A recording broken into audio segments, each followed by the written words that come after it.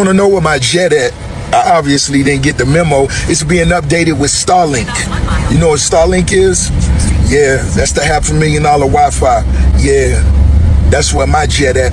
And I chose to fly commercial to Colombia to go party with Trick Daddy and Ball Greasy at the Escape the States. Better stop worrying about what rich niggas doing. Shit, if I send my jet to go pick my mama up and I fly motherfucking commercial, that's what I do for mama. If I send a jet to go drop her off, I walk for mama. Just so that shit y'all on, I miss that. So y'all laughing at the young niggas who on martyr? You can't do that. Damn sure you can't laugh at a rich nigga. When Ricky Rose take flights to 6 digits, I'm going to get some TheMotionRoom. But don't y'all ever look down on no young hustlers who, if they walking, if they riding a bicycle, if they riding on the train, don't you ever look down on no young hustlers going to get some money. Don't you ever talk about these young entrepreneurs if they was flying first class, coach, economy, or private. I flew that shit for 20 years before I went and spent a 40 ball. And when I say that, I mean 40 million on the plane. But don't y'all ever talk down on no young hustlers that's going to get it. I don't care if you young hustlers driving Uber. Rose gonna salute you like a heavyweight. Ross, the undeniable Bawse, the multimillionaire boss who's been living larger than life for years, spotted flying commercial like it was nothing. Now, if you're like most people, you probably saw the photos and the clips circulating online. Ross at the airport, regular security line, boarding with everybody else. And immediately, the memes started flooding in. Rose fell off? Where's the jet at? The boss is broke now? The commentary was wild. But as always with Rick Ross, there's way more to the story than the surface-level jokes.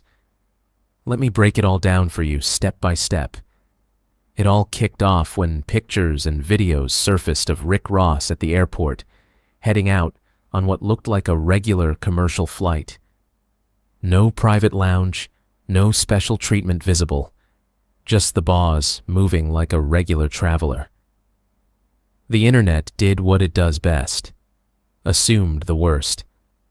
But Ross wasn't about to let that slide without clapping back. He jumped straight on his Instagram stories and addressed the situation head on. Quote, "For the ones who want to know where my jet at, it's being updated with Starlink.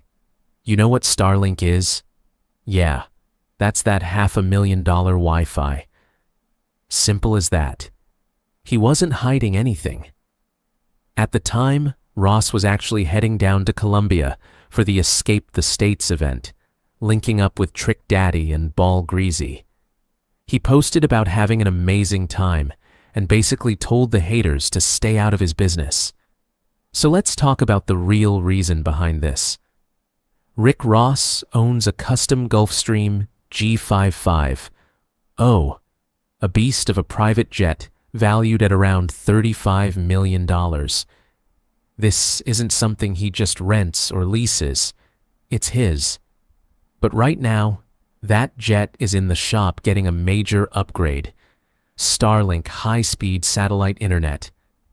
We're talking about $500,000 just for the installation alone. That's the kind of move only real bosses make, ensuring they have reliable Wi-Fi no matter where they are in the world.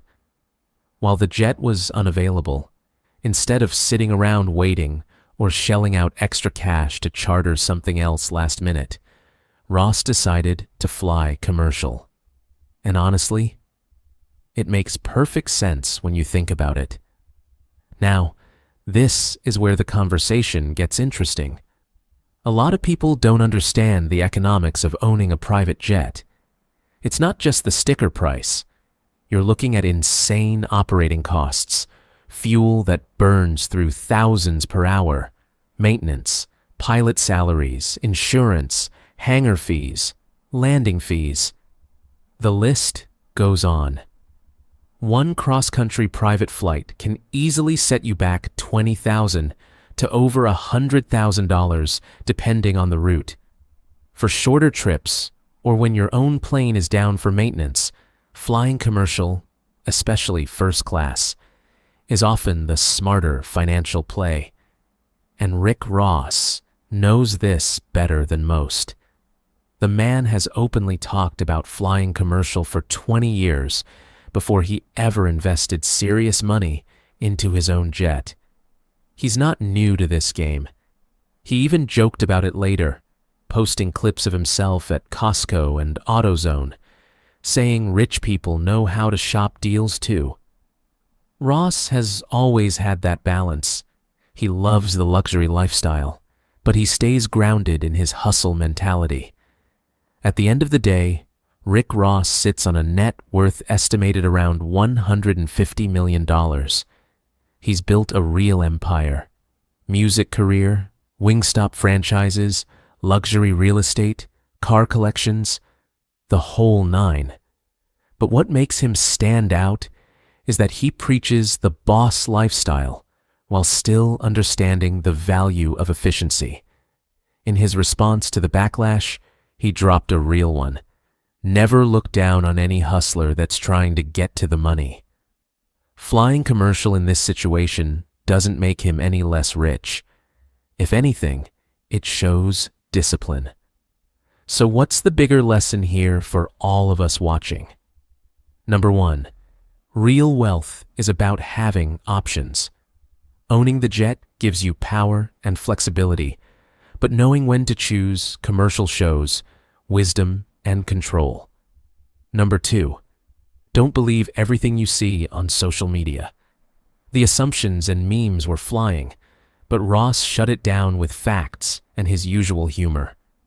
Number 3, flex responsibly. Ball out on the things that truly matter, like that Starlink upgrade, and be smart about everything else. And finally, stay relatable.